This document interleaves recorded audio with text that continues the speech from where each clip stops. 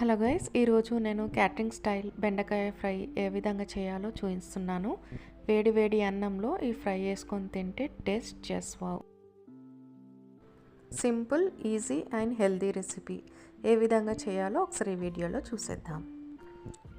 Stove మీద ఒక pan పెట్టుకొని ప్యాన్ బాగా వేడైన తర్వాత ఒక 1/2 kg బెండకాయల్ని నీట్గా వాష్ చేసుకొని కట్ చేసుకొని ఇందులో వేసుకోవాలి. డ్రై రోస్ట్ చేసుకోవాలండి. ఆయిల్ వేయకుండా నేను చూపిస్తున్న విధంగా ఈ విధంగా ఫ్రై చేసుకుంటే మనకి బెండకాయలో ఉన్న చెమ్మ అనేది పోతుంది. ఫ్రై అనేది మనకు విడివిడిగా వస్తుంది. మరీ ఎక్కువగా ఫ్రై చేసుకోవాల్సిన అవసరం లేదండి. నార్మల్గా ఇలా ఫ్రై అయిపోయిన తర్వాత ఒక 2 స్పూన్స్ ఆయిల్ యాడ్ చేసుకోవాలి. ఆయిల్ బాగా వేడైన తర్వాత 1 స్పూన్ ఆవాలు, 1 స్పూన్ జీలకర్ర, కొద్దిగా కరివేపాకు అండ్ కొన్ని పల్లీలను కూడా వేసుకోవాలి. ఇవన్నీ బాగా మిక్స్ చేసుకొని కాసేపు మగ్గించుకోవాలి. బెండకాయలన్నీ బాగా మగ్గిపోవాలి అండ్ పల్లీలు కూడా బాగా రోస్ట్ అవ్వాలి.